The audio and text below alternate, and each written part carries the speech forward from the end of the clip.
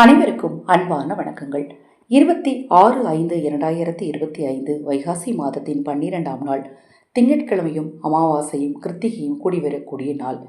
இரவு தங்கக்கூடிய இந்த அமாவாசை நாளில் கண்திருஷ்டி தோஷங்கள் நீங்குவதற்கும் தீய செய்வினை பாதிப்புகள் நீங்குவதற்கும் உங்கள் குடும்பத்திலும் உங்கள் மனதிலும் அமைதியும் நிம்மதியும் உண்டாகுவதற்கும் மிக மிக எளிமையான இந்த ஒரு சூட்சம தாந்திரிக பரிகாரத்தை செஞ்சு பாருங்க. இந்த பரிகாரத்துக்கு தேவையான பொருள் என்ன, எப்படி செய்யணும் அப்படிங்கிறத இந்த பதிவில் பார்க்கலாம். பதிவை பார்ப்பதற்கு முன் ஒரு சிறிய அறிவிப்பு. நமது சேனல் சார்பாக அனைத்து பூஜை பொருட்களையும் அறிமுகப்படுத்தியிருக்கிறேன். பூஜை பொருட்கள் உங்களுக்கு தேவைப்பட்டாலும் உங்கள் தனிப்பட்ட பிரச்சனைகளுக்கு பிரத்யேகமாக பரிகாரங்கள் செய்து கொள்ள விரும்பினாலும் அக்ஷய பாத்திரம் உணவளிக்கும் திட்டம் ரூபாய் 30 மட்டும்.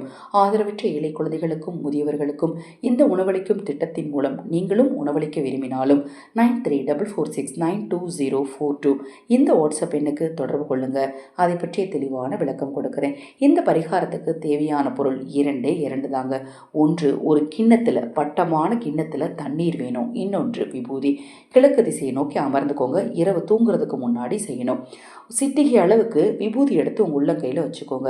விபூதியை கையில் வச்சுட்டு ஓம் சிவாய நம எனும் மந்திரத்தை அந்த விபூதியை பார்த்து 11 முறை சொல்லுங்க. சொல்லிட்டு உங்களுக்கு என்ன குறைகள் நீங்கணும், உங்களுக்கு என்ன தேவை இருக்கு அப்படிங்கிறத சிவனிடமும் முருகனிடமும் முறையாக முறையிடுங்க. முருகா, சிவபெருமானே, எனக்கு இதெல்லாம் நடக்கணும், எனக்கு இருக்கக்கூடிய எந்த பிரச்சனைகள் தீரணும், எனக்கு மன நிம்மதி கிடைக்கணும்னு மனதார வேண்டிக்கோங்க. அதோடு உங்கள் குலதெய்வத்தையும் உங்கள் இஷ்ட தெய்வத்தையும் உங்கள் மனசார நினச்சிக்கோங்க. ஏன்னா குலதெய்வத்தின் அருள் இருந்தால் தான் எந்த தெய்வத்தோட அருளுமே நமக்கு கிடைக்கும். மனதார நினச்சிட்டு இப்போ நீங்கள் முன்னாடி தண்ணீர் எடுத்து வச்சுருக்கீங்க இல்லையா, அந்த தண்ணீரை பார்த்து அந்த விபூதியை நீங்கள் ஊதி விடுங்க. வெளியில் சிந்துனா தவறு கிடையாது, ஆனால் அதுக்காண்டி ஃபுல்லாக வெளியில் சிந்துற மாதிரி ஊதாதீங்க. மெதுவாக ஊதி விட்டீங்க அப்படின்னா அந்த தண்ணீரில் அந்த விபூதியானது விழும். நீங்கள் அதை குனிய கூட வச்சுக்கலாம், அதாவது உங்கள் கையை குனிச்சு கூட வச்சுக்கலாம், தவறு கிடையாது. நீங்கள் உங்கள் முன்னாடி கிண்ணத்தில் தண்ணீர் வச்சுருக்கீங்க, மந்திரத்தை சொல்லிட்டீங்க, உங்கள் கையை லேசாக தாழ்த்தி வச்சு அந்த விபூதியை அந்த தண்ணீரை பார்க்க ஊதுனீங்கன்னா அந்த விபூதியானது தண்ணீருக்குள்ளே விழும். லேசாக கொஞ்சம் வெளியில் விழும், தவறு கிடையாது, அதை தொடச்சிக்கலாம்.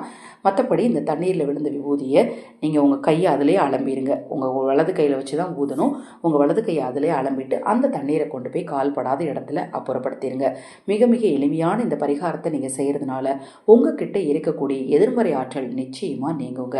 இப்போ நான் சொன்ன பதிவில் உங்களுக்கு ஏதாவது சந்தேகம் இருந்தாலும் வாட்ஸ்அப்பில் கேளுங்க.